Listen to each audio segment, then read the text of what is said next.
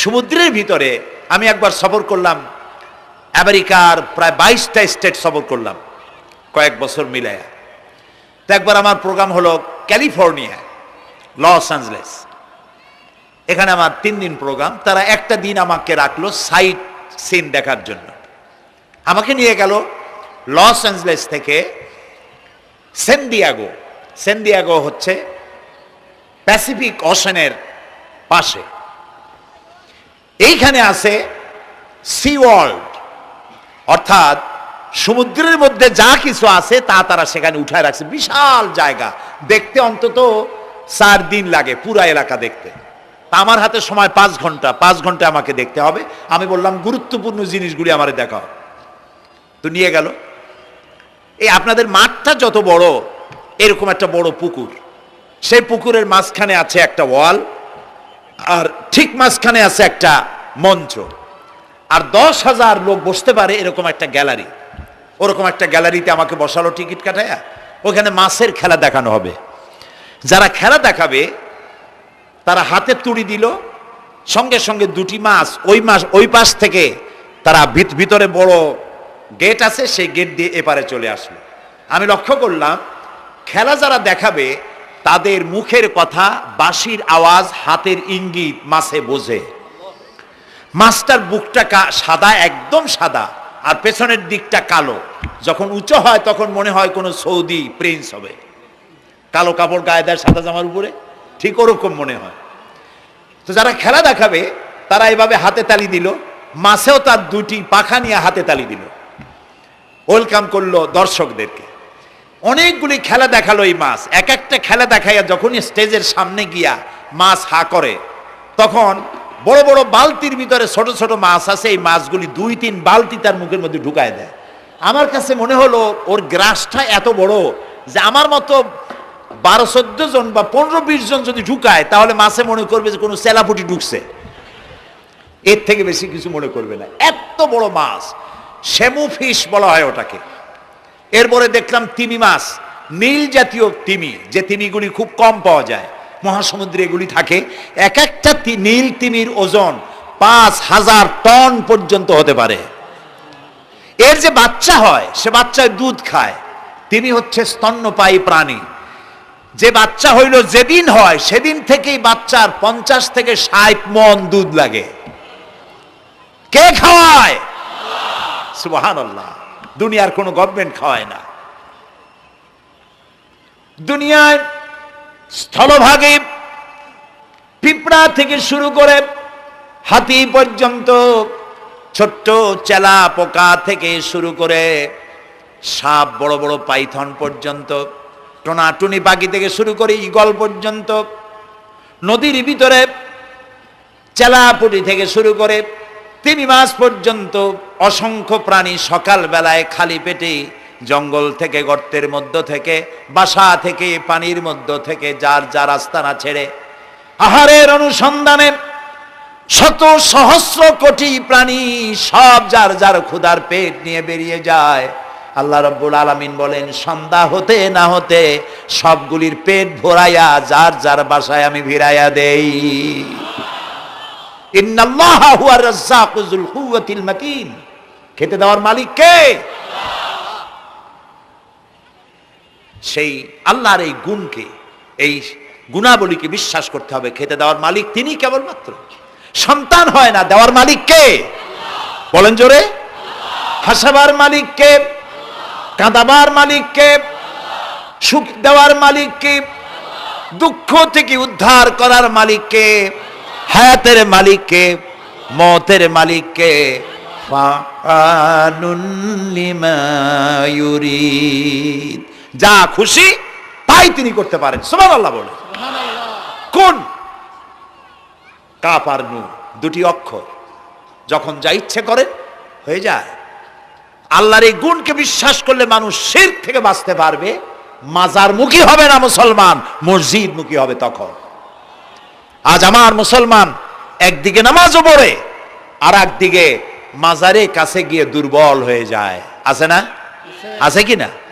মাজারগুলির কাছে গিয়ে সাহায্য কামনা করে। আমার নিজের চোখে দেখেছি মাজারে গিয়ে কিভাবে সেজদা দেয় কবরকে, বলেন নাউযুবিল্লাহ। আল্লাহ ছাড়া কাউকে রুকু সেজদা করা যায় না। যা চাবার আল্লাহর কাছে চাইতে হবে। ওয়াইজা সাআলতা ফাসআলিল্লাহ ওয়াইজা ইসতাআনতা ফাসতাইন বিল্লাহ। যা কিছু চাওয়ার আল্লাহর কাছে চাও, যা কিছু বলার আল্লাহকে বলো। সব কিছু করার মালিক তিনি, সুবহানাল্লাহ বলেন। এই জন্য মাজারের সাথে মুসলমানদের সম্পর্ক হবে না, মুসলমানদের সম্পর্ক হবে মসজিদের সাথে। কিসের সাথে বলেন জোরে? আপনি কোন অসুবিধায় পড়েছেন,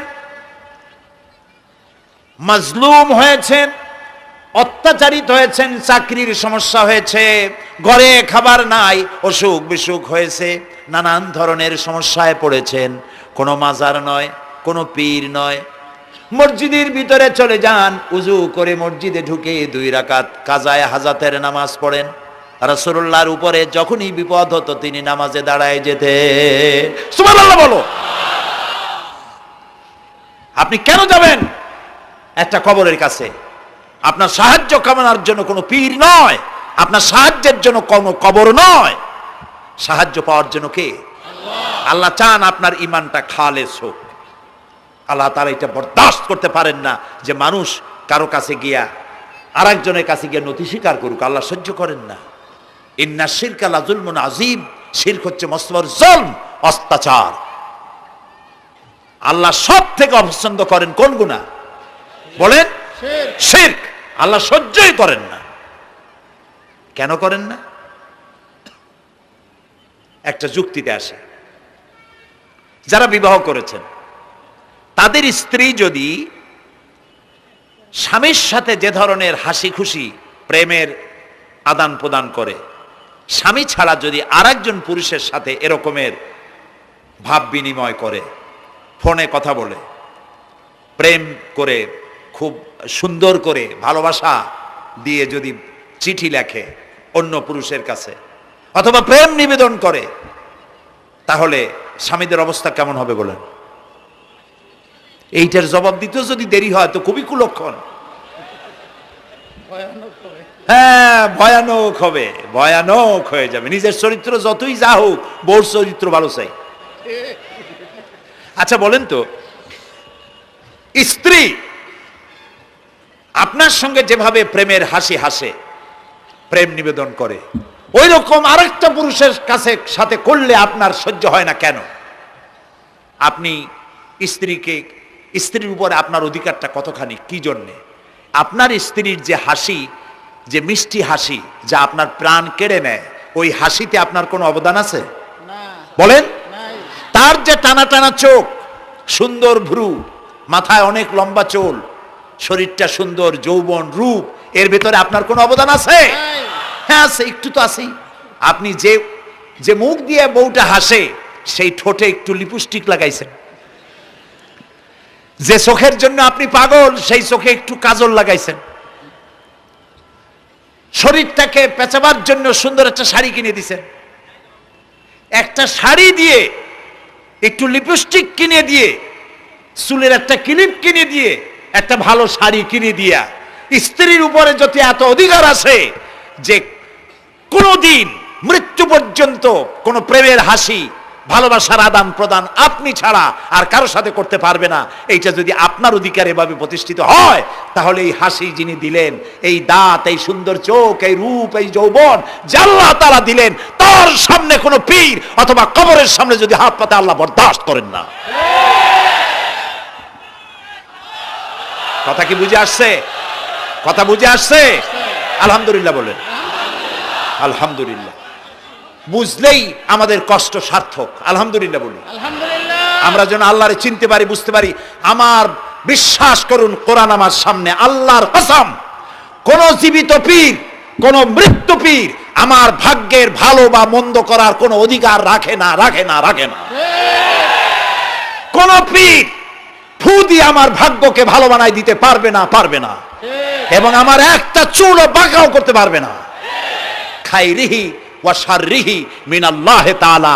আমার ভালো, আমার মন্দ করার একমাত্র মালিক কে? আল্লাহ। এক আঙ্গুল আকাশের দিকে উঁচু করে চিৎকার দিয়ে বলুন, কে? আবার বলেন, আবার বলেন, আবারও বলুন। হাত নামা। আল্লাহ কবুল করুন, বলেন আমিন। আমার এই বক্তব্য দিয়ে আমি কোনো পীরকে অমর্যাদা করছি না। পীর সাহেবদের কাছে পীর কোনো শরীয়তের শব্দ নয়। কোরআন এবং হাদিসে কোথাও পীর বলে কোনো শব্দ নাই। এটি ফার্সি শব্দ। এই শব্দের অর্থ হলো বৃদ্ধ। তো পীর যদি বৃদ্ধ হয় ভালো কথা, তিনি যদি আলেম হন আরো ভালো কথা। কিন্তু বাপ পীর ছিল, উনিও সেই সুবাদে পীর, ইলেম নাই, তোনার নিজের কাছেই তো টর্চ নাই। আপনাকে অন্ধকারে উনিও ম্যানহোলের মধ্যে পড়বে, আপনারে নিয়ে পড়বে। আলেম হইতে হবে, পীর যদি হয় আলেম হইতে হবে, 1 নম্বর কথা। 2 নম্বর কথা হলো তিনি ব্যবসায়ী হবেন না। ধর্মের নামে তিনি ব্যবসা করবেন না। তিনি মানুষকে হেদায়েতের পথ দেখাবেন, প্রয়োজনে জেলে যাবেন, প্রয়োজনে ফাঁসির মঞ্চে দাঁড়াবেন। তিনি নিজেকেই ইসলামের সব আমি করি, আর ইসলাম কারো কাছে নাই। যারা ইসলাম করলো 70-80 বছর ধরে, রাজনীতির পথ দেখালো, তারা ইসলামের দল না, ওনারটাই ইসলামের দল। এই ধরনের ফাজলামি বক্তব্য থেকে বিরত থাকতে হবে। এই ধরনের বেয়াদবিপূর্ণ বক্তব্য থেকে বিরত থাকতে হবে। আমার দোকানে খাঁটি ঘি পাওয়া যায়, আর কারো দোকানে খাঁটি ঘি পাওয়া যায় না। ইসলাম নিয়ে এই ধরনের মনোপলি বিজনেস করতে দেওয়া হবে না। প্রিয় ভাই সব, আমরা পীর সাহেবদের চিনি। পীর ছিলেন শাহজালাল রহমতুল্লাহ আলাইহি। সুবহানাল্লাহ। যুদ্ধ করা লাগে নাই, আজান দিয়েছেন, মূর্তির মাথা ভাঙ্গা চুর চুর হয়ে পড়ে গিয়েছে। গৌর গোবিন্দ পলায়া কুল পায় নাই। লোকেরা যায় তার মাজারে গিয়ে গজাল মাছ জিয়ারত করে আসে, কিন্তু তরবারিটা দেখে আসে না। দোধারি তরবারি এখনো আছে। সুবহানাল্লাহ বলেন। পীর ছিলেন হযরতে বাহাউদ্দিন নকশবন্দি, মুজাদ্দিদ আল ফিসানি রহমতুল্লাহ আলাইহি, বড় পীর আব্দুল কাদের জিলানী রহমতুল্লাহ আলাইহি, খাজা মঈনুদ্দিন চিশতি রহমতুল্লাহ আলাইহি, খানজাহান আলী রহমতুল্লাহ আলাইহি। কত ওলিউল্লাহর মাজার দিয়ে আমার দেশ ভরা। আলহামদুলিল্লাহ কর। আলহামদুলিল্লাহ। এরা একদিকে মানুষকে মুরিদ বানায়া মুরিদের টাকা দিয়ে নিজেদের পকেট ভরেন নাই। ওনারা এরকম করতেন না, এইরকম করতেন। আর রাসূলুল্লাহ বলেছেন এই রকমের হাতের মর্যাদা নাই, এই হাতের মর্যাদা। আমি পীর দেখছিলাম, বাইতুল শরফের পীর হযরত শাহ আব্দুল জব্বার সাহেব, আল্লাহ তাআলা জান্নাতুল ফেরদাউসের মেহমান বানায়নি। এই বাংলাদেশে শত শত মসজিদ, মাদ্রাসার এতিমখানা তৈরি করে গেছেন। সুবহানাল্লাহ। বৃষ্টির মৌসুমে চট্টগ্রামের বাড়ি তার, 14 বছর মাদ্রাসায় ওয়াজিদিয়া চট্টগ্রামে 14 বছর বুখারী শরীফ পড়িয়েছেন। কি মানের আলেম, খালি পীর না। মুরিদরা যত টাকা দিত, এই টাকা দিয়ে বড় বড় মাদ্রাসা মসজিদ করেছেন। আর বৃষ্টির সময় সাথী সঙ্গী নিয়ে বস্তি এলাকায় যেতেন, পলিথিন দিয়া ছাওয়া, বাচ্চা আর তার স্বামী নিয়ে কাতরায় এক কোনায় বসে আছে, খাবার নাই, চাউল নাই, অসুস্থ, তাদের চাউল দিয়ে আসতেন, তাদের রান্না করার শাকসবজি দিয়ে আসতেন, ওষুধ দিয়ে আসতেন, হাড়ি পাতিল দিয়ে আসতেন। বন্যা হলে, তুফান হলে টাকা উজাড় করে যা মুরিদরা দিত সবগুলি উজাড় করে মানুষের খেদমত করতেন। সুবহানাল্লাহ। কাজেই যারা জামায় অনেকগুলো পকেট সমানে নিতে থাকে আর ভরতে থাকে এইভাবে করে, এই ব্যবসায়ীদেরকে পরিত্যাগ করতে হবে। পীর হচ্ছে ওই সমস্ত লোক যারা নাকি ধর্মের নামে ব্যবসা করে না, বরং আল্লাহর দ্বীনকে প্রতিষ্ঠা করার জন্য কথা বলে। প্রিয় ভাই সব, আমাদের জেহেন সাফ করতে হবে, পরিষ্কার করে বুঝতে হবে আমার ভালো আমার মন্দ কে করতে পারেন? আল্লাহ। সম্রাট শাহজাহান নাম শুনেছেন? কোথার বাদশা বলেন? দিল্লির সম্রাট। সম্রাট শাহজাহান, পৃথিবী জোড়া নাম তার। কবি বলছেন, শাহনে জাহাं को जिन्हें फख्र से देते थे बाज, वाज कब्र में है सूरह अलहम्दु की मोहताज। যে শাহজাহানকে কর দিয়া ট্যাক্স দিতে পারলে জনগণ নিজেদেরকে গৌরবান্বিত বলে মনে করত, সেই শাহজাহান কবরে শুয়ে আছে, সূরা ফাতিহার মুহতাজ হয়ে আছে। সুবহানাল্লাহ। যদি কেউ আমার কবরের কাছ থেকে হেঁটে যাইতো আর একটু সূরা ইখলাস পড়ে সবরেসানি করতো, আমি কিছু পাইতাম। আহারে, এই এতিম ফকির হয়ে শুয়ে আছে। এক ফকির দিল্লি ঘুরতেছে, একজন বলছে, ভাই তোমারে তো খয়রাত করে দেখতেছি আমি সেই ছোটবেলা থেকে, খালি তুমি খয়রাত করো। একটা জিনিস আপনারা মনে রাখবেন, গরিব, আজকে যারা গরিব পরিশ্রমের মধ্য দিয়ে কালকে তারা ধনী হতে পারে, কিন্তু যারা ভিক্ষুক, যারা ভিক্ষা করে, জিন্দিগিতে কোনোদিন তারা বড় হতে পারবে না। ভিক্ষা করা যাদের অভ্যাস, জীবনেও বাড়ি করতে পারবে না, জীবনেও ধনী হইতে পারবে না, কিন্তু গরিব ধনী হইতে পারবে। কারণ হলো আল্লাহর কাছে দুইটা বৈধ জিনিস অত্যন্ত ঘৃণিত। কয়টা? একটা হলো তালাক, আর একটা হলো ভিক্ষাবৃত্তি, মানুষের কাছে চাওয়া। আল্লাহ পছন্দ করেন না। তো ভিক্ষুক ঘুরতেছে, একটা লোক বলল, মিয়া তোমার তো সারা জীবনই খরচ করতে দেখি। খরচ করবো না, করবো কি? যার কাছে যাই সে দেয় 4 আনা 2 আনা 1 টাকা, এর বেশি তো দেয় না। তেদি আমি কেমনে বড় লোক হবো? কয় যে তুমি বাদশারের চোখে দেখো না, বাদশারের চোখে দেখো না। কয় বাদশার কাছে কি আমার মতো লোক যাইতে পারে নাকি? কয় না, যাইতে হবে, যাও। বাদশাহ একবার যাবা, এমন দেওয়া দেবে জীবনে আর তোমার খরচ করা লাগবে না। পাতি শিয়ালের পিছনে ঘুরে তো লাভ নাই। পাতি শিয়ালে খায় মুরগি, তোমার একটা ঠ্যাং দেবে, দাঁতের খেলালের কাজও হবে না। বাঘের পিছনে ঘোরো, বাঘে খায় গরু আর হরিণ, একটা রান দিলে তুমি 1 সপ্তাহ খাইতে পারবা। কাজে ঘুরতে গিয়েও বোঝা উচিত কার সাথে ঘুরি। তো বলছে বাদশার কাছে যাও। তো বাদশারে পাবো কই? কই তো দেখলাম কেবল মসজিদে ঢুকলো। তারপরে ফকির গিয়ে দাঁড়ায় আছে বারান্দায়, দেখে যে উনি বাদশা ভেতরে বসে হাত তুলে আছে ভাবে, আর চোখ দিয়ে পানি পড়ে দাড়ি ভিজে ভিজে পড়তেছে। নামাজ শেষ করে, মোনাজাত শেষ করে বাদশা বেরিয়েছেন। কোন বাদশা? শাহজাহান। বাইরে আসার পর ফকির বলল আসসালামু আলাইকুম, বলে ফকির রওনা করছে। বাদশা বলে দাঁড়াও, তুমি যে রওনা করলা, তোমার তো ভিক্ষুক মনে হয়, আর লোকেরা যারা ভিক্ষুক না তারাও তো আমার কাছে চায়, আর তুমি তো ভিক্ষুক, চাইলে না কেন কিছু? ভিক্ষুক বলে জাহাপানা, আমি কিছু চাইতে এসেছিলাম আপনার কাছে, কিন্তু আপনার করুণ অবস্থা দেখে আমার জ্ঞানের চোখ খুলে গিয়েছে। আমি দেখতে পেলাম আমি যার কাছে চাইতে এসেছি, আমি তো কান্দি না, হাতও বাতি নাই। যার কাছে চাইতে আসতাম দিল্লির সম্রাট, আবার কোন সম্রাটের কাছে হাত পেতে ভিক্ষুকের মতো কি জানি চায়, আর চোখ দিয়া পানি পড়ে দাড়ি ভিজে ভিজে পড়ছে। আমার জ্ঞানের চোখ খুলে গেছে, দুনিয়ার বাদশার কাছে আর চাইব না। বাদশা কান্দে যে বাদশার কাছে, তার কাছেই চাইব। প্রিয় ভাই সব, এই জন্যে জিহন সাফ করে ফেলুন। দুনিয়ার কোনো মানুষের জন্য, মানুষের কাছে নয়, কোনো কবরে নয়, কোনো কারো কাছে নয়, আল্লাহ তাআলার কাছেই আমরা নামাজের মধ্যে ঘোষণা করেছি, ইয়াকা না'বুদু ওয়া ইয়াকা নাস্তাঈন। আল্লাহ তাআলা, তোমার একমাত্র ইবাদত করি, তোমার কাছেই সাহায্য চাই। কাজেই সাহায্য আল্লাহর কাছে। কার কাছে চাইবো বলে? আল্লাহ আমাদের ঈমান পোক্ত করে দিন। আমরা বলি আমিন, আমরা বলি আমিন। অসুখ বিসুখ হইলে পরে ধৈর্য ধরবেন।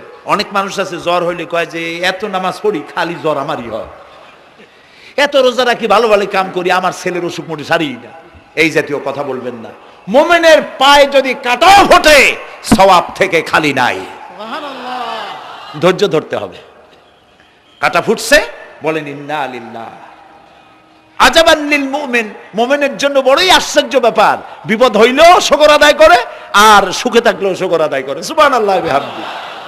বিপদ আসলে সে বলে ইন্না লিল্লাহি, বলেন ইন্না লিল্লাহি ওয়া ইন্না ইলাইহি রাজিউন। আর যখন শান্তি আসে বলে আলহামদুলিল্লাহ। দুই অবস্থায় তার জন্য নিয়ামত আল্লাহর তরফ থেকে সে পায়, আলহামদুলিল্লাহ। প্রিয় ভাই সব, তো আল্লাহর উপর ঈমান আনার জন্য কয়টা শর্ত বলছিলাম? এই যে প্যাচ লেগে গেছে, কয় যে 3টা। আল্লাহর উপর ঈমান আনার জন্য শর্ত কয়টা? 4টা। 4টার বলছি কয়টা? 2টা। আরেকটা হচ্ছে আল্লাহর কুদরত, এ বিশ্বাস করা। আল্লাহর কুদরত মানে শক্তি। আল্লাহর কিসে বিশ্বাস করবেন বলেন জোরে? শক্তি। আকাশ এবং জমিনে শক্তিশালী কে? কিন্তু আমার দেশের জনগণ, কিছু কিছু রাজনীতিবিদরা বলে জনগণই নাকি সকল ক্ষমতার, সকল শক্তির উৎস। কি পাগল! তুমি ক্ষমতার উৎস? নাকের মধ্যে ময়লা, দাঁতে ছাতা, পেটের মধ্যে দুর্গন্ধ ভরা, ক্ষমতার উৎস। আশ্চর্য কথা। এই যে ক্ষমতার উৎস, হাজার হাজার লোক এখানে বসা, 2টা ভাউয়া ব্যাংক যদি 2 কোণা দিয়ে ঢোকে, ভাউয়া ব্যাংক চেনেন? বিগ সাইজের ব্যাংক, 2টা যদি দুই দিক দিয়ে ঢোকে লাফাইতে লাফাইতে, সামনে যারা আছে এমনি লাফাবে। অন্তত টঙ্গী তামিরুল মিল্লাত মাদ্রাসা ছাড়াইয়া তারপরে ফিরে তাকায় বলবে, ভাই আমরা দৌড়াই কেন? ব্যাংকের সামনে অসহায় বল্লা ভীমরুলের সামনে অসহায়, সাপের সামনে, বিচ্ছুর সামনে অসহায়। তারা কয় সকল ক্ষমতার উৎস জনগণ। কপাল পোড়া। ক্ষমতার উৎস জনগণ নয়, এটা কোরআনের সাথে কন্ট্রাডিকশন হয়। এ কথায় আল্লাহ বলেছেন আন্নাল কুওয়াতা লিল্লাহি জামিয়া, সকল ক্ষমতার উৎস কে? চিল্লায় বলো ক্ষমতা কি দেখছেন? মাত্র 1.5 মিনিট। কয় মিনিট? মাত্র 1.5 মিনিট। আল্লাহ বলেছেন কোন?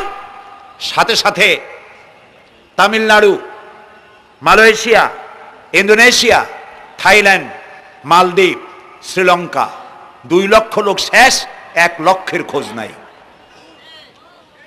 সমুদ্রের পানি 33 ফিট উঁচু হয়ে এসছে।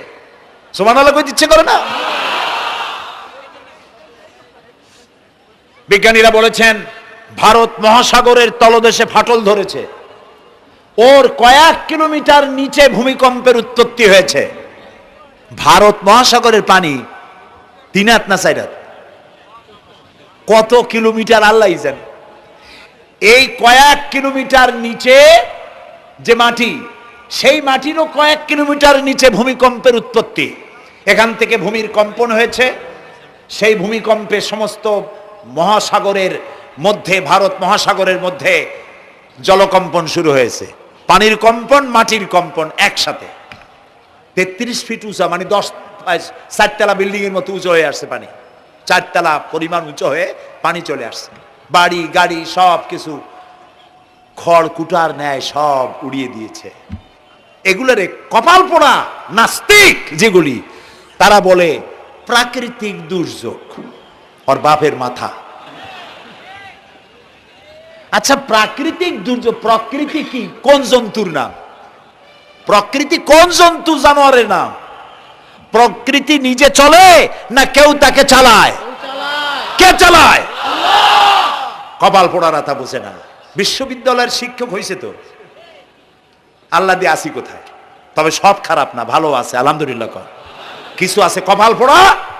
বিশেষ করে শান্তিনিকেতনে যারা পড়াশোনা করে আসে, সাহিত্য চর্চা করে, এই সাহিত্য চর্চা করতে করতে এক পর্যায়ে কপাল পুড়ে যায়। আল্লাহরে চিনতে পারে না, সব চেনে আল্লাহরে চেনে না।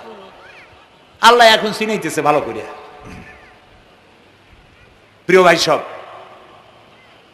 কওমে আদ, কওমে সামুদ, এগুলিকে আল্লাহ তারা ধ্বংস করেছেন। কিয়ামতের আগে এই যে 7টা আকাশ, এই আকাশ সম্পর্কে অবিশ্বাসীরা তারা বলেছে আকাশ বলতে কিছুই নেই, এটা নাকি অনেক দূরে, তাই নীলা নীলে দেখা যায়। কি কপাল পোড়া চিন্তা করে, নীলা নীলা দেখা যায়। এই আকাশ মহাশূন্য। এই আকাশগুলিকে, আকাশ কয়টা? কয়টা স্তর? 7টা। এগুলি কাতাইয়ে সিজিল্লিল কুতুব। কোরআনে কারিমে আল্লাহ তাআলা বলেছেন কিতাবের পৃষ্ঠার মতো কিয়ামতের আগে একটার পর একটা ঠাস ঠাস করে পড়বে, ভেঙে চুরে চুরমার হয়ে যাবে। ওয়াইদাল বিহারু ফুজ্জিরাত, আল্লাহ তাআলা বলছেন ইদাস সামাউ ফাতারাত ওয়াইদাল কাওয়াকিবু ইনতাসারাত ওয়াইদাল বিহারু ফুজ্জিরাত। আকাশের তারকাসমূহ বিক্ষিপ্ত হয়ে পড়বে। অসংখ্য তারকারাজি, বিশাল বিশাল তারকা বিক্ষিপ্ত হয়ে পড়বে। চন্দ্র সূর্য একটার সাথে আরেকটা ধাক্কা লেগে চাঁদ আর সূর্য আলো হারিয়ে ফেলবে, একাকার হয়ে যাবে। পাহাড়গুলো উঁচু করে আল্লাহ তাআলা জমিনের উপরে আছাড় মারবেন, কাল ইহনিল মানফুস, তুলার মতো উড়ে চলে যাবে। সুবহানাল্লাহ বলবা না? কত বড় শক্তি আল্লাহ পাকের। ওয়াইদাল বিহারু ফুজ্জিরাত, সমুদ্র সমূহ বিদীর্ণ হয়ে যাবে। সমুদ্রে যত পানি আছে সমস্ত পানিগুলি নিঃশোষিত হয়ে যাবে মাটির তলায়, এবং সেখানে অগ্নুৎপত্তি হবে। কোরআনে কারিমে আল্লাহ বলে দিয়েছেন গোটা সমুদ্রগুলিতে আগুন জ্বলতে থাকবে। এগুলি কিয়ামতের আলামত। আল্লাহ পাকের অফুরন্ত মেহেরবানি। এই যে কানের কাছ দিয়া গুলিটা চলে গেছে, কানে লাগে নাই। বাড়ির কাছ থেকে কিয়ামত হয়ে গেল, বাংলাদেশে আল্লাহ বাঁচাই দিলেন। সুবহানাল্লাহ বলো, আলহামদুলিল্লাহ বলেন। আমাদের প্রতিবেশী দেশগুলিতে যেভাবে আঘাত লাগছে, ওর 1000 ভাগের 1 ভাগের আঘাত কয়েক সেকেন্ড যদি বাংলাদেশে হতো, আমাদের সব অপরিকল্পিত শহর, রাজুক পারমিশন দিয়েছে 3 তলার, করা হয়েছে 7 তলা। এইভাবে অপরিকল্পিত যত বিল্ডিং আছে এগুলি পচা সিমেন্ট দিয়ে, পচা ইট দিয়ে তৈরি করা হয়েছে। 2-3 সেকেন্ডের ভূমিকম্প যথেষ্ট এই শহর লণ্ডভণ্ড করে দেওয়ার। অসংখ্য মানুষ মারা যাবে, অসংখ্য বাড়িঘর শেষ হয়ে যাবে। এদেরকে রেস্কিউ করার মতো মডার্ন ইকুইপমেন্টসও গভর্নমেন্টের কাছে নাই। এই জন্য আল্লাহর কাছে সেজদা দিয়া গুনার তওবা করতে হবে, আল্লাহ আমাদের মাফ করে দাও, আমার এই গরিব দেশটাকে কিয়ামত পর্যন্ত এই গজব থেকে বাঁচাও।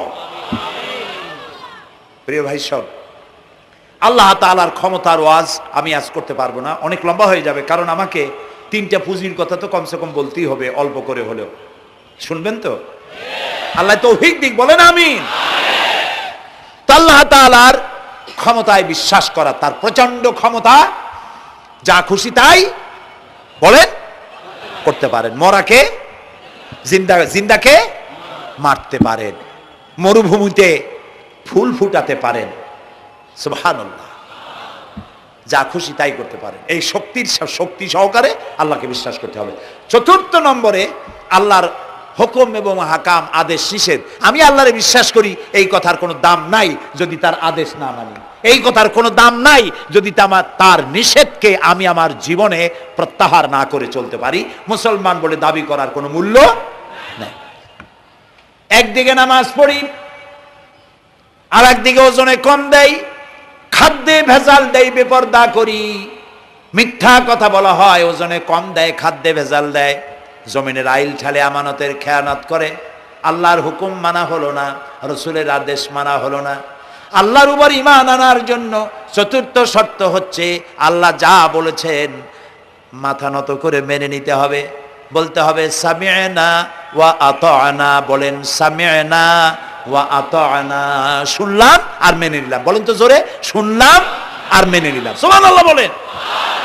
মুমিনেরা এই প্রশ্নই করবে না মদ হারাম কেন, মুমিনেরা এই প্রশ্নই করবে না জুয়া হারাম কেন, মুমিনেরা এই প্রশ্নই করবে না জেনা হারাম কেন। একটাই জবাব, মদ হারাম কেন? আল্লাহ হারাম করেছেন তাই হারাম। জেনা হারাম কেন? আমার আল্লাহ হারাম করেছেন তাই হারাম। জুয়া হারাম কেন? আমার আল্লাহ হারাম করেছেন তাই হারাম। কোন যুক্তি নাই। যুক্তির, আল্লাহর নিষিদ্ধ জিনিসে যুক্তি তালাশ করে কেবলমাত্র শয়তান। আল্লাহর আদেশ নিষেধে যুক্তি তালাশ করে কে? শয়তান। মুমিনের কাজ হলো সামি'না, বলেন, ওয়া আতা'না, শুনলাম আর মানলাম, বাস, শেষ কথা, খালাস। এই গেল 4টি শর্ত পুরো হয়ে গেল। এই 4টি শর্ত যদি পূরণ করতে পারি তাহলে আল্লাহরে বিশ্বাস করছি এটা প্রমাণিত হবে, এটা জাস্টিফাই হবে, এটা সত্যতা প্রমাণ হবে যদি আল্লাহর হুকুম মতো। 1 নম্বরে হলো, আমি আবার কথাটা প্যাকেট করে দিই যাতে করে আপনারা বাড়ি নিয়ে যাইতে পারেন। আল্লাহর উপরে ঈমান এনেছি, এই কথাটাকে কমপ্লিট করার জন্য শর্ত কয়টা? 4টা। 1 নম্বরে আল্লাহর অস্তিত্বে বিশ্বাস, বলেন আল্লাহর অস্তিত্বে বিশ্বাস। 2 নম্বরে আল্লাহর গুণাবলীতে বিশ্বাস। 3 নম্বরে আল্লাহর ক্ষমতায় বিশ্বাস। 4 নম্বরে আল্লাহর আদেশ এবং নিষেধে বিশ্বাস, মান্য করে চলা। আল্লাহ যেন এই তৌফিক আমাদের দেয়, বলেন আমিন। আল্লাহ রাব্বুল আলামিন দুনিয়ায় শান্তি, আখিরাতে জাহান্নাম থেকে মুক্তি দেওয়ার জন্য আল্লাহ পাক আমাদেরকে একটা ব্যবসার কথা বলেছেন। ওই ব্যবসায় পুঁজি কয়টা?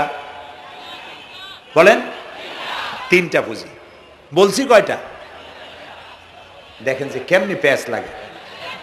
বলছি মাত্র একটা, সে একটা ডাল বাইর করছি 4টা। এবার আসেন মূল পয়েন্টে।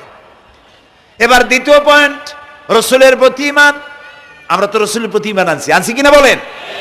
রসুলের প্রতি ঈমান এনেছি।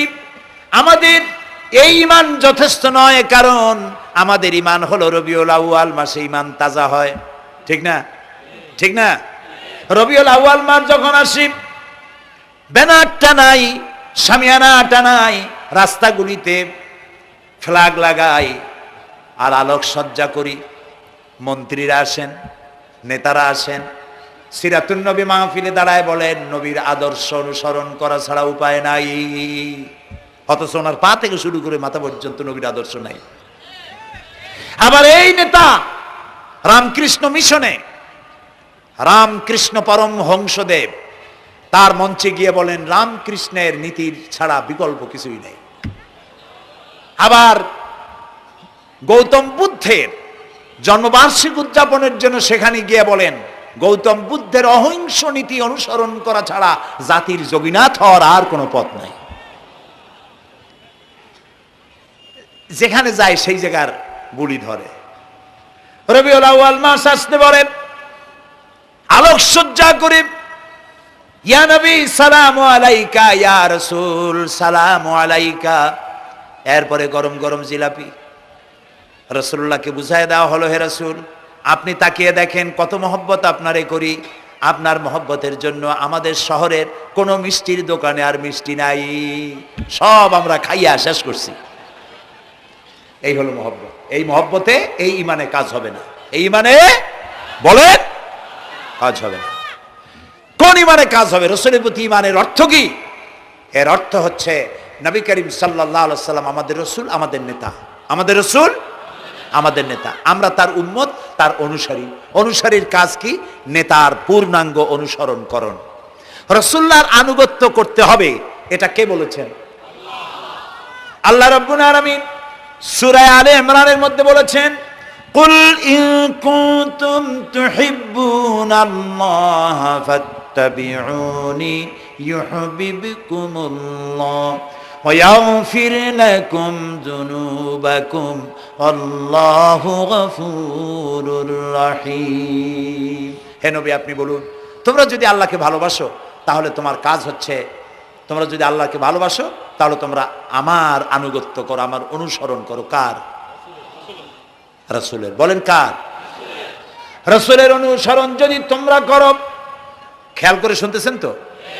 আল্লাহ তাআলা বলছেন নবী আপনি বলেন তোমরা যদি আল্লাহকে ভালোবাসো, তোমাদের এই দাবি যদি সত্য হয় তাহলে আমার অনুসরণ করো, আমার আনুগত্য করো। আমার অনুসরণ, আমার আনুগত্য করলে পরে তোমাদের কে আল্লাহ রাব্বুল আলামিন ভালোবাসবেন এবং তোমাদের তামাম জিন্দেগীর সমস্ত গুনাহ খাতা আল্লাহ তাআলা মাফ করে দিবে। আমরা কি গুনাহ মাফ করাইতে চাই? বলেন চাই? আসুন রাসূলের আনুগত্য করুন। রাসূলের আনুগত্য কিরকম? রাসূল যেভাবে মুছ কাটছে আমরা সেইভাবে মুছ কাটবো, তিনি দাড়ি যেভাবে রাখছেন আমরা সেইভাবে রাখবো, তিনি চুল কাটছেন যেভাবে সেইভাবে করব। তিনি পায়ের নখ হাতের নখ যেভাবে কাটছেন সেইভাবে করব। তিনি যেভাবে বিবাহ করেছেন সেই সুন্নত অনুযায়ী বিবাহ, তিনি যেভাবে দেশ চালাইছেন সেইভাবে দেশ চালাবো। রাসূলের অনুসরণের অর্থ শুধু এই নয় যে তিনি যেভাবে সুরমা লাগাইছেন আমি ওইরকম সুরমা দেব, তিনি যেভাবে কদু খাইছে আমিও কদু খাবো, এইটা নয়। এটা নয়, শুধু রাসূলের আনুগত্য হবে মুরগির ফার্ম থেকে শুরু করে জাতিসংঘ পর্যন্ত, জীবনের সব ক্ষেত্রে। আর বিশ্বাস করতে হবে তিনি শেষ নবী, তারপরে আর কোন নবী আসবে না। আল্লাহ রাব্বুল আলামিন সূরা আহজাবের মধ্যে বলেছেন মা কানা মুহাম্মাদুন আবা আহাদিম মির রিজালিকুম ওয়ালাকির রাসূলুল্লাহি ওয়া খাতামান নাবিয়্যিন। মুহাম্মদ সাল্লাল্লাহু আলাইহি ওয়াসাল্লাম তোমাদের কোন পুরুষদের পিতা নন, তিনি আল্লাহর রাসূল এবং তাকে দিয়ে নবুয়তের মিশনকে খতম করে দেওয়া, কমপ্লিট করে দেওয়া হয়েছে। আর কোন নবী, রাসূলুল্লাহ বলেছেন লা নবিয়্যা বাদি ওয়ালা রাসূল, আমার পরে আর কোন নবী আসবে না, রাসূল আসবে না। কথা বুঝে আসছে? আল্লাহর নবীর পরে আর কোন নবী হবে না। আল্লাহর নবী বলেছেন একটি ইমারত তৈরি করে তার ভিতরে একটা ইট যদি খালি থাকে, একটি ইটের জায়গা যদি শূন্য থাকে তাহলে সকলের চোখে ধরা পড়বে। ওই ইটখানা দিলে পরে বিল্ডিংটা কমপ্লিট হয়ে যায়। নবুয়তির যে ইমারত আল্লাহ তৈরি করেছিলেন ওর ভিতরে একটা ইটের অভাব ছিল, আল্লাহ পাক আমাকে দিয়ে সেই শূন্য জায়গা পূরণ করে দিয়ে নবুয়তের মিশনকে কমপ্লিট করে দিয়েছেন। রাসূলুল্লাহ বলেছেন আমার পরে আর কেউ নবী হবে না। পৃথিবীর সব মুসলমানদের আকীদা মুহাম্মদ সাল্লাল্লাহু আলাইহি ওয়াসাল্লামের পরে যদি কেউ নবুয়তের দাবি করে সে কাফির, হাজার বার কাফের। তারা যারা তাকে যারা নবী মানবে তারাও রাসূলুল্লাহ বলেছেন আমার পরে 30 জন মিথ্যেবাদী নবুয়তের দাবি করবে। তার মধ্যে একজন তো দাবি করছে রসুলের জীবদ্দশায়, একটা ছিল মেয়ে লোক আর একটা ছিল পুরুষ। পুরুষটার নাম ছিল মুসাইলামা কাযযাব, নামই ছিল কাযযাব। কাযযাব মানে মিথ্যাবাদী। দেখছেন অবস্থা, নামই মিথ্যাবাদী। উম্মতেরা কইল যে আপনি তো একজন নবী, আমরা সৌভাগ্য আর দুর্ভাগ্য হোক আপনারা নবী বলে মানলাম। মুহাম্মদ সাল্লাল্লাহু আলাইহি সাল্লামের কাছে প্রায় জিবরাইল আসে আর ওহী আনে, আর আপনি আমাদের কোনো ওহী দিতে পারলেন না পর্যন্ত। কয় যে কেবল না নবী হইলাম, অপেক্ষা করো, ওহী আসবেন। বেশ কিছুদিন যাওয়ার পর খুব চিন্তা ভাবনা করে কয় যে ওহী একটা আসছে। উম্মতেরা সব দৌড়ে আসছে, কি ওহী? কয় যে এইমাত্র শেষ রাত্রে জিবরাইল আসছিল, আইসে আমারে কয়ে গেল, একটা সূরা নাজিল করলো। সূরাটা কি? ইন্না আতাইনাকাল আকাক ফাসাল্লি লিরাব্বিকা ওয়াজআক ইন্না শানিয়াকা হুয়াল আবলাক। উম্মতেরা কয় সর্বনাশ, এই সূরা পড়তে গেলে তো আমরা কাইসা মরে যাব। এর অর্থ তো খুব বিকায়দা। কি সূরা নাজিল হলো আপনার উপরে? ইন্না আতাইনাকাল আকাক, মানে আমি তোমাকে হুতুম পেশা দান করেছি, সুতরাং তুমি তোমার প্রভুর উদ্দেশ্যে নামাজ পড়ো আর চিৎকার মারো, কারণ তোমার শত্রুরা সাদা এবং কালো বর্ণের। আমরা তো আগামাথা কিছু বুঝলাম না, কি ওই? আচ্ছা ঠিক আছে, পয়গম্বর মুহাম্মদ সাল্লাল্লাহু আলাইহি সাল্লামকে তার উম্মতেরা নিয়ে যায় তাদের বাগানে, মাঝে মধ্যে নিয়ে যায়। নিলে পরে যে কুয়ায় পানি থাকে না, শূন্য কুয়া পানিতে ভরে যায়। যে গাছতলা দিয়ে তিনি হেঁটে যান, যে খেজুর গাছে খেজুর নাই, সেই গাছতলা দিয়ে রাসূল হেঁটে গেলেন, গাছে ফল ধরে যায়। আপনি তো এরকম কিছু দেখাইতে পারেন না। তোমরা তো আমার নেও না, চলো না যাই। নিয়ে গেছে, যাইয়া দেখে যে কুয়ার পাড় দিয়ে যায়, যে কুয়ায় পানি থাকে তা থাকে না, শুকায় যায়। যে গাছতলায় দিয়ে যায়, ওই গাছে খোরমা থাকলে সাথে সাথে খরগুড়ি ঝরে যায়। উম্মতের কয় কি একটা কপাল পড়া নবী পাইলাম বাগে। আল্লাহ তারে শেষ করছে দুনিয়া থেকে, জাহান্নামে চলে গেছে। সেই মহিলাটাও গেছে, সেও গেছে। রাসূলুল্লাহ বলেছেন এইরকম 30 জন মিথ্যাবাদী নবুয়তের দাবি করবে কিয়ামতের আগ পর্যন্ত। গোলাম আহমদ কাদিয়ানী, এ হলো ইতিহাসে আমরা যদ্য পাই, তার পর্যন্ত 28 জন হয়েছে। মুহাম্মদ সাল্লাল্লাহু আলাইহি সাল্লামের ইন্তেকালের পর ওকে নিয়ে হয়েছে 28 জন। কয়জন হইল? বাকি আছে কয়জন? তাই বলে কিয়ামত যে এই 2 জন হইলি আগামী বছর বা 5-6 বছরের মধ্যে কিয়ামত হবে, ওইটা চিন্তা করেন না। এই পৃথিবীতে একটা লোক আল্লাহ শব্দ উচ্চারণ করার যদি থাকে, কিয়ামত সে পর্যন্ত হবে না। সুবহানাল্লাহ। সুতরাং বহুত দেরি আছে কিয়ামতের। তবে ওর মতো আরো শয়তান 2 জন আসবে। গোলাম আহমদ কাদিয়ানী বলল, আমি পয়গম্বর, আমি নবী, আমার উপরে ওহী আসে। তো তার সঙ্গে ওই যুগের বড় আলেম মাওলানা আতাউল্লাহ শাহ বুখারী রহমতুল্লাহ আলাইহি, তিনি বললেন, আচ্ছা তুমি যে নবুয়তের দাবি করো, এই শক্তি তুমি পাও কই? কয় যে আমার শক্তি তো কোরআন, কোরআনের মধ্যেই আছে আমার কথা। কোথায়? কয় সূরা সফের মধ্যে আছে, ইয়াতি মিন বাদি ইসমুহু আহমদ। ঈসা আলাইহিস সালাম আমার ব্যাপারে ফোরকাস্ট করেছেন, ভবিষ্যৎবাণী দিয়েছেন যে আমার পরে একজন আসবে, তার নাম হবে আহমদ। আমি তো সেই আহমদ। মাওলানা বুখারী বলছেন, বেকুব, ঈসা আলাইহিস সালাম যার কথা বলেছেন তার নাম, ঈসা আলাইহিস সালাম যার কথা বলেছেন তার নাম হলো ফকাত আহমদ, আর তোমার নাম হলো গোলাম আহমদ। তাহলে এতে করে বোঝা যায় ঈসা আলাইহিস সালাম যার কথা বলেছেন তুমি সেই আহমদের গোলাম, তো তুমি নবুয়তের দাবি করো কেন? গোলাম আহমদ কয় যে হুজুর, আমার নামের আগে গোলাম বৈশা একটু সমস্যা হয়েছে, ঠিক, তো গোলামটারে যদি বাদ দেই তাহলে তার আপনি আপত্তি করতে পারেন না, আমি আহমদ থাকি আর আপনি আমার উম্মত হয়ে যান। আমি আমার কথা ঈসা আলাইহিস সালাম বলেছেন। মাওলানা বুখারী বলছেন, দেখো তোমার ফতোয়া অনুযায়ী তুমি বলছো নামের প্রথম অংশ বাদ দিয়া শেষের অংশ নিয়ে তোমার উপর ঈমান আনতে, তাহলে আমি, আমার নাম আতা আল্লাহ, তোমার ফতোয়া অনুযায়ী আমার নামের প্রথম অংশ বাদ দিলাম, আতা গেছে, থাকছে আল্লাহ। আর আল্লাহ হয়ে বলছি তোর মতো গাধারে আমি নবুয়ত দেই নেই। এরপর এই শয়তানের মউত হলো কোথায়? বলেন কোথায়? পায়খানার ভিতরে। এই কাদিয়ানীরা, গোলাম আহমদ কাদিয়ানী কাফের, ওরে যারা নবী বলে মানে তারাও কাফের।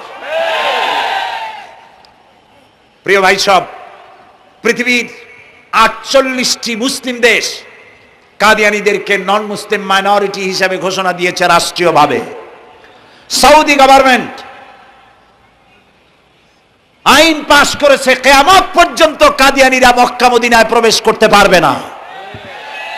বিগত 100 বছরের ভিতরে কোনো কাদিয়ানী মক্কা মদিনায় ঢুকতে পারে নাই। আজকে বাংলাদেশে খতমে নবুয়তের আন্দোলন নতুন কিছু নয়।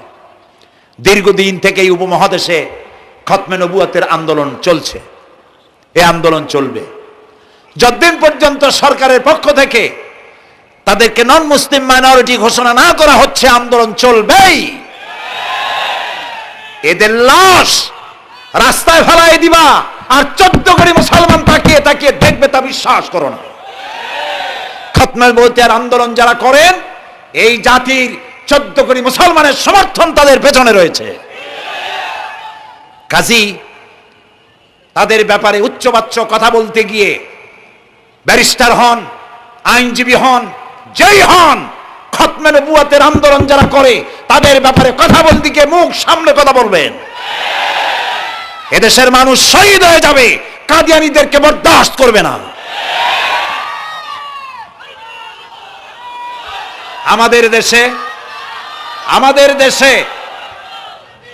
দেশে হিন্দু, থামুন, আমাদের দেশে হিন্দু, খ্রিস্টান, বৌদ্ধ আমাদের দেশের নাগরিক অধিকার ভোগ করে না? আমাদের সমান নাগরিক অধিকার তারা ভোগ করে। কাদিয়ানীরাও হিন্দু খ্রিস্টানদের মতো নন মুসলিম মাইনরিটি হিসেবে এদেশে বসবাস করে নাগরিক সুবিধা ভোগ করবেন, কোনো অসুবিধা নাই। কিন্তু আপনি মুসলমান বলে দাবি করবেন না, শেষ নবী মানবেন না, আমরা এই ব্যাপারে কিয়ামত পর্যন্ত আপোষ করব না। কেবলমাত্র মূর্খ, দালাল, হারামখোর তারাই কাদিয়ানীদের পক্ষ অবলম্বন করতে পারে, ইমানদারেরা পারে না।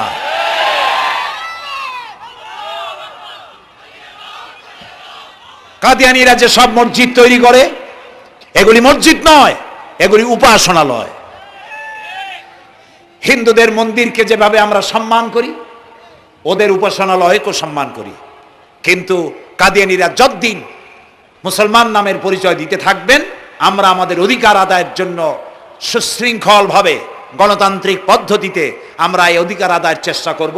খতমে নবুয়তের আন্দোলন কোনো রাজনৈতিক আন্দোলন নয়, এটি আমাদের ইমানের আন্দোলন।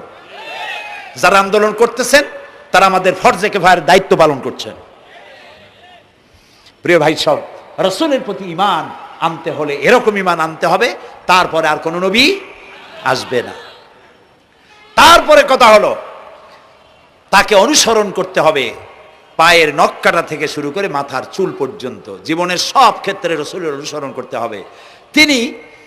তিনি সেনাপতি ছিলেন, শ্রমিক ছিলেন, পিতা ছিলেন, নানা ছিলেন, স্বামী ছিলেন, ঠিক না? তিনি রাষ্ট্রপ্রধানও ছিলেন। আজকে যারা ধর্ম আর রাজনীতি আলাদা করেন তারা মুনাফিক, মুসলমান নয়, তারা কি? মুনাফিক। এই জন্য আমাদেরকে মনে রাখতে হবে নবী করিম সাল্লাল্লাহু আলাইহি ওয়াসাল্লাম রাষ্ট্র পরিচালনা করেছেন। যারা ধর্ম আর রাজনীতি আলাদা করেন তারা মুসলমান হিসাবে আল্লাহর কাছে পরিচিত হতে পারবেন না। প্রিয় ভাই সব, নবীজি মক্কা থেকে মদিনা এলেন, মদিনা এসে রাষ্ট্রপ্রধানের দায়িত্ব পালন করলেন। আজ তিনি রাষ্ট্রপ্রধান, কোরআন হলো সংবিধান, কোরআনের আইন চালু করে দিলেন। চুরি বন্ধ হলো, ডাকাতি বন্ধ হলো, জেনা ব্যভিচার বন্ধ হয়ে গেল, মানুষ দরজা খুলে ঘুমাবার সুযোগ পেল। সুবহানাল্লাহ, সুবহানাল্লাহ। নবী করিম সাল্লাল্লাহু আলাইহি ওয়াসাল্লাম একটি সুন্দর সুখী সমাজ পৃথিবীতে চালু করে গেলেন। আজ আমাদের ভাগ্য যদি খুলতে হয়, রাসূলের অনুসরণ করি আমাদেরকে রাষ্ট্র পরিচালনা করতে হবে। ইসলাম সন্ত্রাসকে প্রশ্রয় দেয় না, ঠিক না ভাই?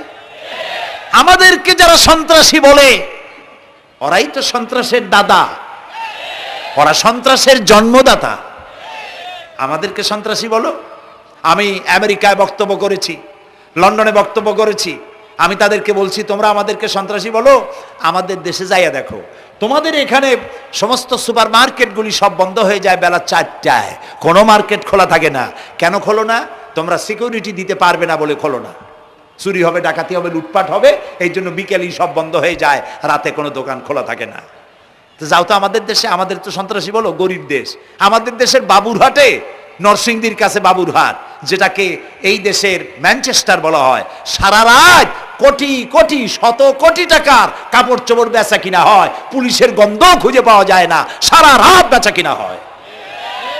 গ্রামের বাজারগুলি যায় দেখেন, আমাদের দেশে যশোরে, খুলনায়, উত্তরবঙ্গে রাত 2টা 2:30 পর্যন্ত বেচা কিনা হয়, ঠিক না?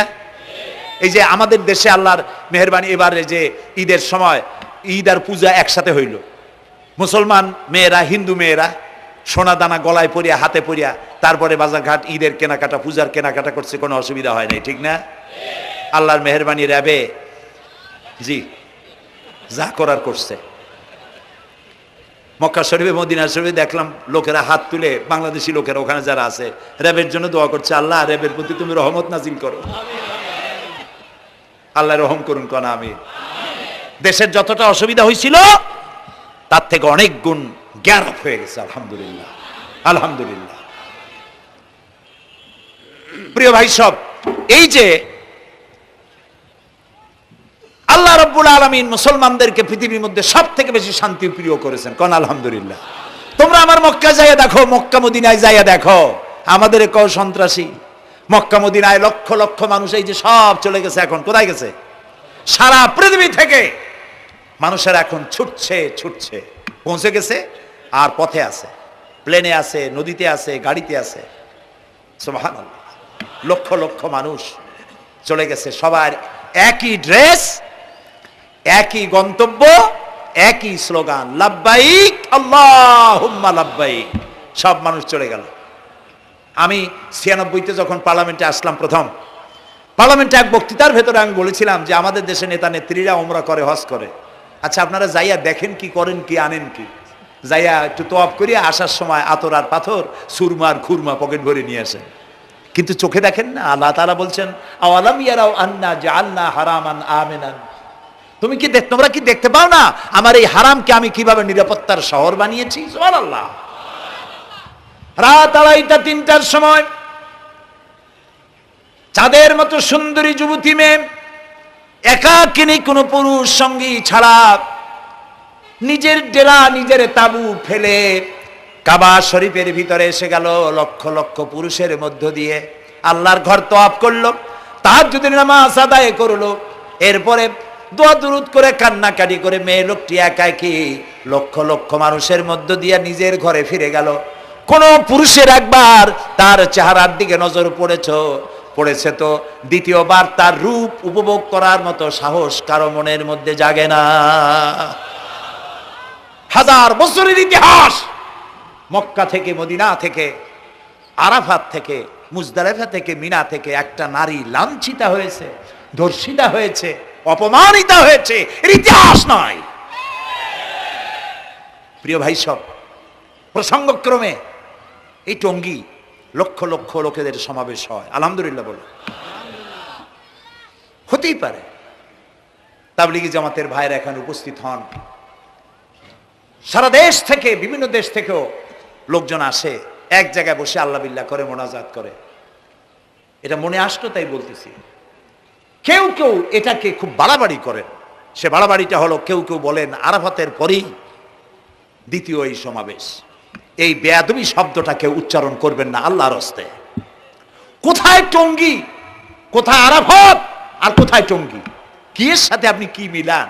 আপনি বলুন এখানে লক্ষ লক্ষ লোক হয়েছে, আমরাও দেখতে পাচ্ছি লক্ষ লক্ষ লোক হয়, কিন্তু আপনি কেন দ্বিতীয় সমাবেশ বলেন? কেন আপনি আরাফাতের ময়দানের পরে এই কথা বলেন? মহা গুনাহ, মহা বেয়াদবি। আরাফাতে যাওয়া ফরজ, টঙ্গীতে আসা নফল নয়। আপনি কিসের সাথে কি তুলনা করেন? জিন্দিগিতে এই চিন্তা করবেন না। কিছু কিছু লোক আছে গ্রামের মধ্যে, অবশ্য কোনো আলেম, কোনো মুরব্বীরা এইসব কথা বলেন না, মূর্খ যারা, তারা এই ধরনের কথা ছড়াইছে গ্রামে। 3 বার টঙ্গীতে আসতে পারলে 1 হজের সওয়াব হয়, বলেন নাউজুবিল্লাহ। শুধু 3 বার না, কিয়ামত পর্যন্ত লোকের এখানে আসতে থাকলে আরাফাতের ময়দানে 1 সেকেন্ডে যে সওয়াব হবে তাও হবে না। আরাফাত হচ্ছে সেই ময়দান যেখানে আদম আলাইহিস সালাম থেকে শুরু করে মুহাম্মদ রাসূলুল্লাহ সাল্লাল্লাহু আলাইহি সাল্লাম পর্যন্ত সব নবীদের চোখের পানি শুকিয়েছে। পৃথিবীর কোটি কোটি মানুষ এখানে কাঁদছে। আর আল্লাহ রাসূল বলেছেন, আল হাজ্জুল মাবরুর লাইসা লাহুল জাযাউ ইল্লাল জান্নাহ। একটা কবুল হজের সওয়াব আল্লাহর কাছে বেহেশত দেওয়া ছাড়া আর কিছুই নেই। মান হাজ্জা লিল্লাহ ফালাম ইয়ারফুস ওয়ালাম ইয়াফসুক রাজা কায়াউমিন ওয়ালাদাতহু উম্মুহু, রাওয়াহুল বুখারী। বুখারী শরীফের হাদিস। রাসূলুল্লাহ বলছেন, আরাফাতের ময়দান থেকে হাজিরা যখন বেরিয়ে যায় সন্ধ্যায়, মা যেমন নিষ্পাপ সন্তান প্রসব করে, আরাফাত থেকে হাজিরা তেমন নিষ্পাপ হয়ে বেরিয়ে যায়। আল্লাহর হস্তে আপনারা এই তুলনাটা কেউ করবেন না। বলবেন অনেক বড় সমাবেশ হয়েছে, লক্ষ লক্ষ লোক হয়েছে, বাস শেষ। এটা দ্বিতীয় সমাবেশ, আরাফাতের পরের এটা দ্বিতীয় স্থান অবলম্বন করেছে। এইসব বাজে কথা আর একদিনও বলবেন না। মহাবে আদবি যদি কেউ বলে থাকেন আস্তাগফিরুল্লাহ পড়ুন, পড়েন আস্তাগফিরুল্লাহ। আল্লাহ সবাইকে ক্ষমা করুন, বলুন আমিন। এখানে আসতে দোয়া কবুল হবেই, কোনো গ্যারান্টি নেই, কোনো গ্যারান্টি নাই। কিন্তু রাসূলুল্লাহ বলেছেন আরাফাতের ময়দানে দোয়া কবুল হয়। রাসূলুল্লাহ বলেছেন আল্লাহর ঘরের কাছে দাঁড়ায়া মুলতাজিমে দাঁড়ায়া এমন কোন দোয়া করি নাই যে আল্লাহ কবুল করেন নাই।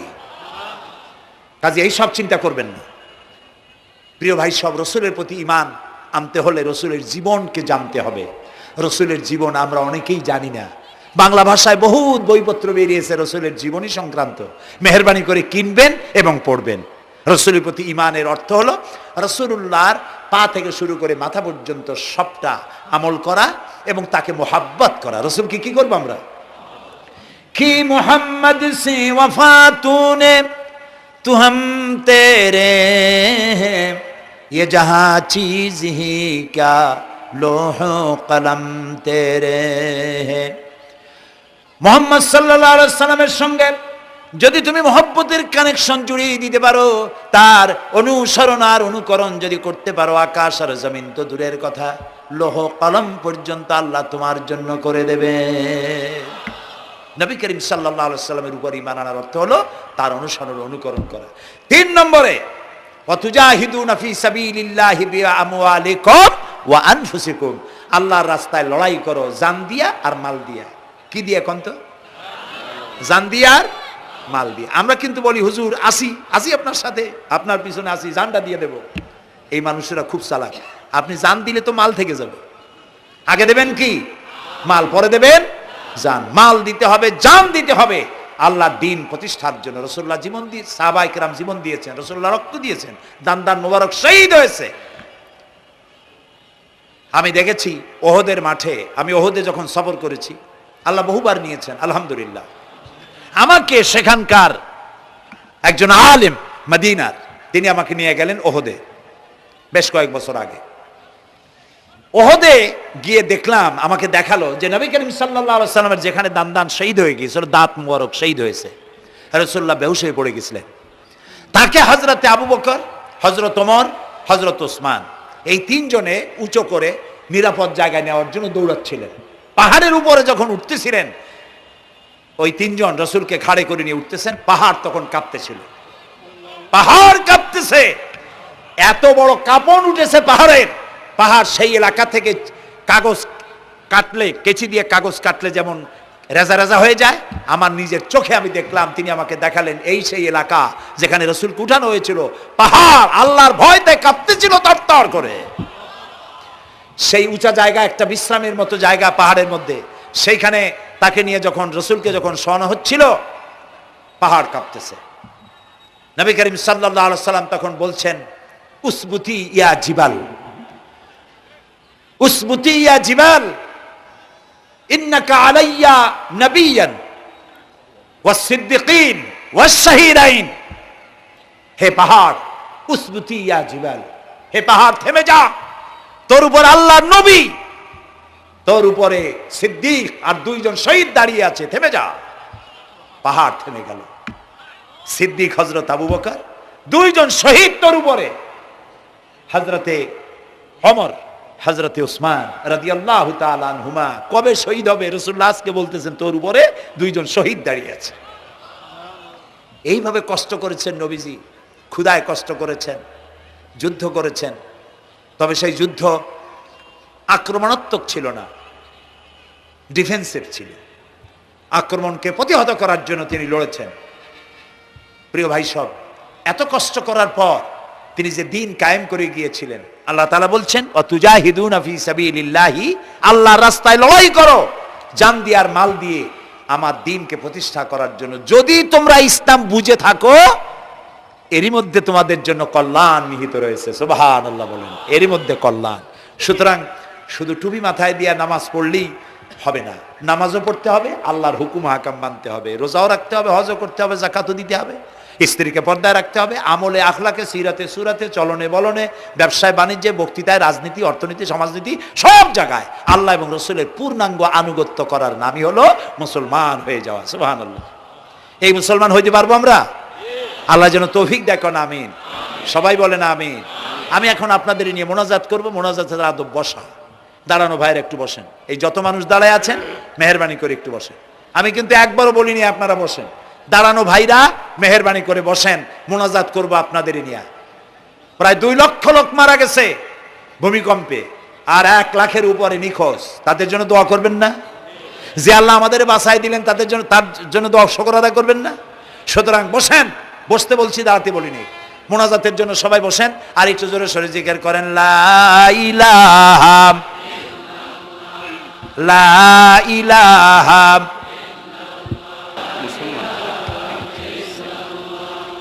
ঘামে শেষ হয়ে গেছে।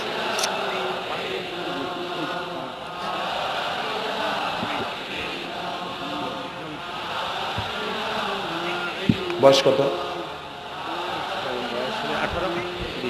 বাড়ি কোথায়?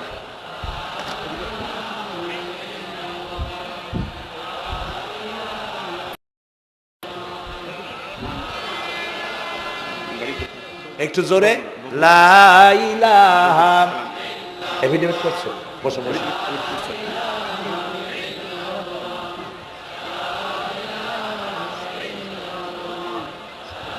আচ্ছা, আমি তো মোনাজাতের কথা বলছি।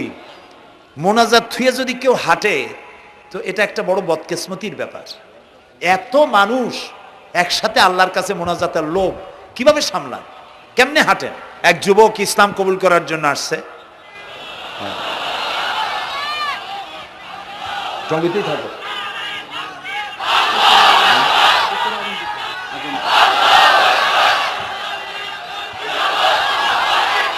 জি,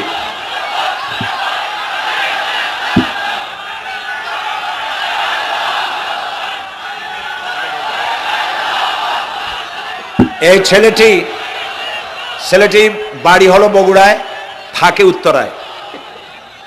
এই ছেলের বাপের নাম শ্রী সুধীর চন্দ্র সরকার, আর তার নাম হলো চঞ্চল কুমার সরকার। বর্তমান নাম পছন্দ করেছে বশির উদ্দিন।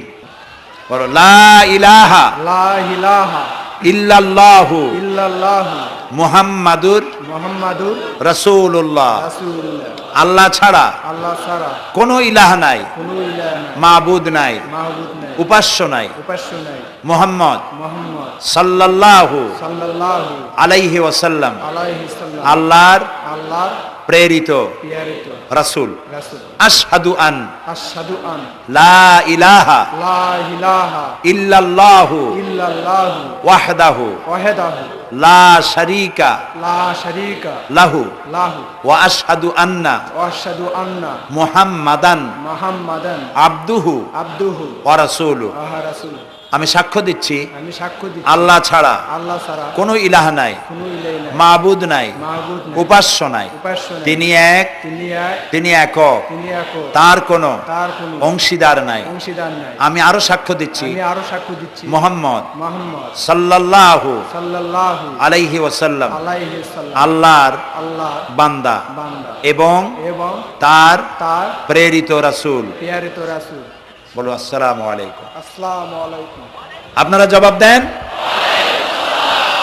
এই ছেলেটি এখন আমাদের মধ্যে নিষ্পাপ। আমাদের সকলের আমলনামায় পাপ আছে। রাসূলুল্লাহ বলেছেন, যখন একজন মুশরিক ইসলাম কবুল করে, কালেমা পড়ে, বিশ্বাস করে, অর্থ সহকারে উচ্চারণ করে, তার পিছনের সমস্ত গুনাহ খাতাকে আল্লাহ তাআলা মাফ করে দেন। সুতরাং আমরা তার জন্য দোয়া করি, আল্লাহ যেন তাকে খাঁটি মুসলমান বানায় দেন। আমরা সবাই বলি আমিন। বসুন। প্রিয় ভাই সব, মোনাজাতের পর এশার আজান হবে, আমরা বা জামাত এশার নামাজ পড়ে যাব ইনশাআল্লাহ। বলেন ইনশাআল্লাহ। এত বড় জামাত আমরা কোথাও পাবো না, এবং জীবনে আরেকটা জামাত এরকম পাবো তার কোনো নিশ্চয়তাও নাই, ঠিক না ভাই? নামাজ আমরা আদায় করে যাব 5 ওয়াক্ত। কি বলে এখানে সারা জীবন 5 ওয়াক্ত নামাজ সঠিকভাবে আদায় করব, আর এশার নামাজ আমরা এখানে জামাতে আদায় করে যাব। আর এই বিশাল মাহফিল তৈরি করতে অনেক খরচ হয়েছে। আপনারা নিশ্চয়ই দেখতে পান এত বড় প্যান্ডেল করতে কত টাকা খরচ হতে পারে, এবং তারা প্রচেষ্টা করেছে। আপনারা এই লাইটিং, মাইকিং, প্যান্ডেল, স্টেজ, তারপরে পোস্টার, গেট ইত্যাদি তৈরি করতে বহু টাকা খরচ হয়েছে। আপনারা যাওয়ার সময় মেহেরবানি করে তাদেরকে চতুর্দিকে ড্রাম এবং চাদর নিয়ে লোকেরা দাঁড়িয়ে থাকবে, আপনারা আল্লাহর হস্তে তাদেরকে কিছু সহযোগিতা করে যাবেন। রাজি আছেন আপনারা? রাজি আছেন? আল্লাহ আপনাদেরকে তৌফিক দিন। মা বোনেরা যারা এসছেন, মা বোনদের জন্য আজকে তেমন কোনো কথা বলতে পারলাম না, তবে যা বলেছি নারী এবং পুরুষ সকলের জন্য সমভাবে প্রযোজ্য।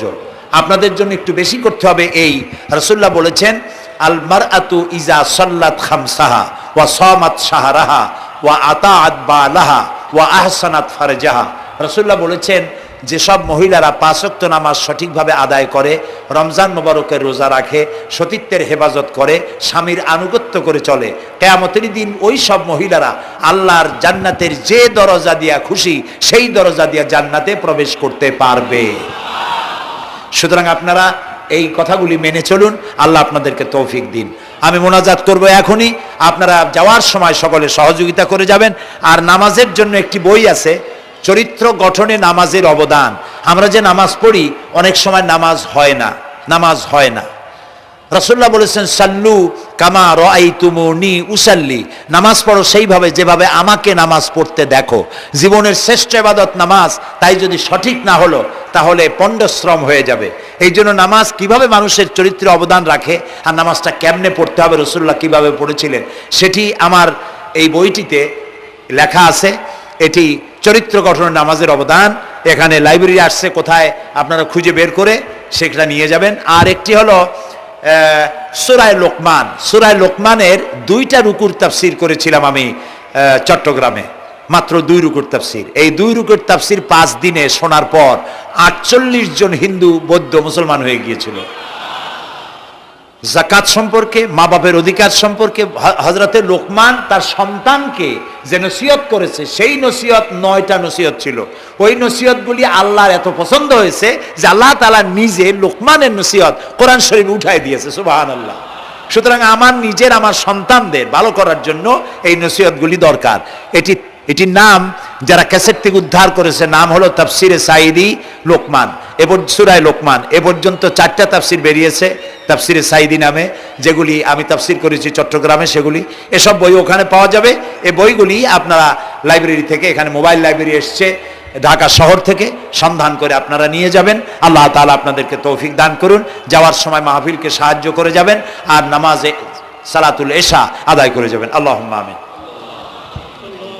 ربنا ظلمنا أنفسنا وإن لم تغفر لنا وترحمنا لنكونن من الخاسرين ربنا لا تزغ قلوبنا بعد إذ هديتنا وهب لنا من لدنك رحمة إنك أنت الوهاب। আয় আল্লাহ তাআলা, হাজার হাজার মুসলিম জনতা, পুরুষ এবং নারী, আমরা তোমার দরবারে হাত তুলেছি, গুনার বোঝা মাথায় নিয়ে হাত তুলেছি। দয়া করে আমাদের জিন্দেগীর সমস্ত গুনাহ খাতাকে আল্লাহ মাফ করে দাও। আয় আল্লাহ তাআলা, আমাদের মধ্য থেকে আমাদের মা বাপ যাদের দুনিয়া থেকে বিদায় হয়ে গেল, কবরগুলিকে জান্নাতের টুকরায় পরিণত করে দাও। রব্বির হামহুমা কামা রব্বায়ানি সগীরা। সবাই পড়েন, রব্বির হামহুমা কামা রব্বায়ানি সগীরা। আয় আল্লাহ তাআলা, তাম পৃথিবীতে আজ মুসলমানেরা বড়ই বিপদে আছে। হায় আল্লাহ তাআলা, বিপদগ্রস্ত মুসলমানদেরকে তুমি সাহায্য করো। রব্বুল আলামিন, ইরাকের মাজলুম মুসলমানদের হাতে ইরাকের জমিন উঠায় দাও। হায় আল্লাহ তাআলা, জালিমদেরকে তুমি নস্তনাবুদ করে দাও। আল্লাহ তাআলা, বাংলাদেশ আমাদের প্রিয় জন্মভূমি, এই দেশের উপরে তোমার খাস রহমত নাজিল করো। হায় আল্লাহ তাআলা, ভূমিকম্পে আশেপাশের দেশগুলির মারাত্মক ক্ষতি হয়ে গেল। আল্লাহ তাআলা, তুমি আমাদেরকে দয়া করে বাঁচাই দিয়েছো। কিয়ামত পর্যন্ত আসমান আর জমিনের সব মুসিবত থেকে আমাদের দেশকে তুমি হেফাজত করো রব্বুল আলামিন। আমাদের স্ত্রী পুত্র পরিজন যাদেরকে তুমি দান করেছো সবগুলিকে দিনদার ইমানদার নামাজি মুসলমান বানাইয়া দাও। আয় আল্লাহ তাআলা, এই মাহফিলের আয়োজন যারা করেছেন, কষ্ট করেছেন, পয়সা দিয়েছেন এবং দেবেন, সকলকে আল্লাহ তাআলা ইমানে কামেল সকলকে দিয়ে দাও। আমাদেরকে তোমার মকবুল বান্দাদের মধ্যে শামিল করে নাও।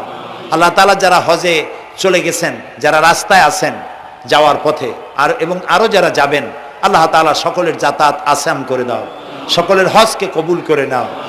যারা হজ করেন নাই এই মাঠে আজকে যারা উপস্থিত, মন চায় যেতে, আল্লাহ তাআলা তাদেরকে যাওয়ার ব্যবস্থা করে দাও। আল্লাহ তাআলা মা বোন যারা এসেছেন, মা বোনদের গুনাহ খাতাকে মাফ করে দাও, মা বোনদের অসুখ ব্যাধি মাফ করে দাও, তাদের কেমন আমল করার তৌফিক দাও যাতে করে কিয়ামতে হযরতে আয়েশা খাদিজার সঙ্গে আসর নসিব হয়ে যায়। আল্লাহ তাআলা তোমার কাছে আরেকটা দোয়া করি, আমাদের এই বাংলাদেশে যারা বোমা মারে, আমাদের এই বাংলাদেশে যারা গ্রেনেড হামলা করে, আমাদের এই বাংলাদেশে সন্ত্রাসী তৎপরতা চালায়া যারা মানুষ হত্যা করে, তুমি তাদেরকে হেদায়েত করে দাও, তুমি তাদেরকে হেদায়েত করে দাও, তুমি তাদেরকে হেদায়েত করে দাও।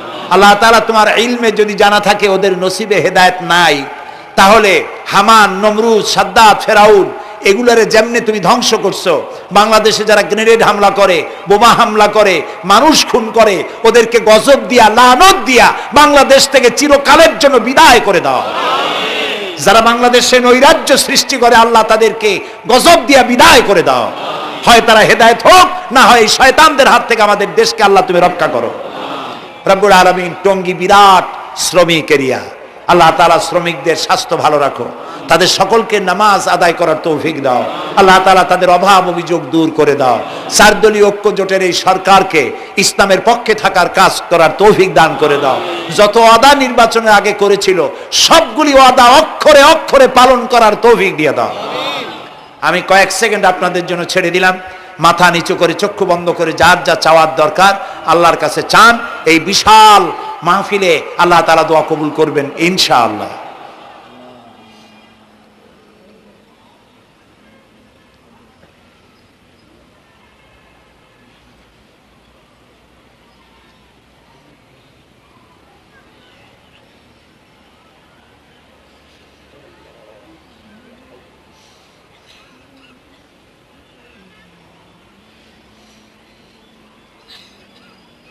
আয় আল্লাহ, তোমার আরশে আজিম থেকে তুমি দয়া করে তোমার রহমতের নজর দিয়ে টঙ্গীর এই মাঠের দিকে তাকাও। আল্লাহ তাআলা, আমরা কোনো পীর বুজুর্গ, খাজা বাবা অথবা দুনিয়ার কোনো শক্তির কাছে, রাজা বাদশার কাছে হাত তুলি নাই, বিশাল আকাশের মালিকের কাছে হাত তুলেছি, আমাদের রবের কাছে হাত তুলেছি। তুমি বলেছো দুনি আস্তাজিবু লাকুম, আমারে ডাকো আমি সাড়া দেব। আল্লাহ তাআলা, আমরা ডাকতেছি, তুমি দয়া করে সাড়া দাও। আমরা ডাকতেছি, আমাদের ডাকের সাড়া দাও মাবুদ। আমাদের যাদের রোগ ব্যাধি আছে আল্লাহ দয়া করে শেফায়ে আজেলা দাও, শেফায়ে কামেলা দাও। আল্লাহ তোমার কাছে আর একটা বিনীত দোয়া করি, আল্লাহ তুমি আমাদের জন্মসূত্রে যেসব নিয়ামত আমাদের শরীরে দিয়েছো, নাক, কান, চোখ, হার্ট, কিডনি, চলৎ শক্তি, বলার শক্তি, আল্লাহ মৃত্যুর আগ পর্যন্ত শরীরের এসব নিয়ামতের একটাও চিনায় নিও না বাবু। আল্লাহ তাআলা তুমি আমাদের প্রতি দয়া করো, মেহেরবান হও। মাহফিলের আয়োজন যারা করেছেন আল্লাহ তাদের এই কষ্টকে তুমি কবুল করে নাও। কিয়ামতের দিন কোরআনের সুপারিশ আমাদের জন্য নসিব করে দাও। রব্বানা তাকাব্বাল মিন্না ইন্নাকা আনতাস সামিউল আলিম ওয়া তুব আলাইনা ইন্নাকা আনতাত তাওয়াবুর রহিম। সুবহান রাব্বিকা রাব্বিল ইজ্জাতি আম্মা ইয়াসিফুন ওয়া সালামুন আলাল মুরসালিন ওয়ালহামদুলিল্লাহি রাব্বিল আলামিন। ওয়াজআল آخر كلامنا عند الموت لا إله إلا الله محمد رسول الله. السلام عليكم ورحمة الله.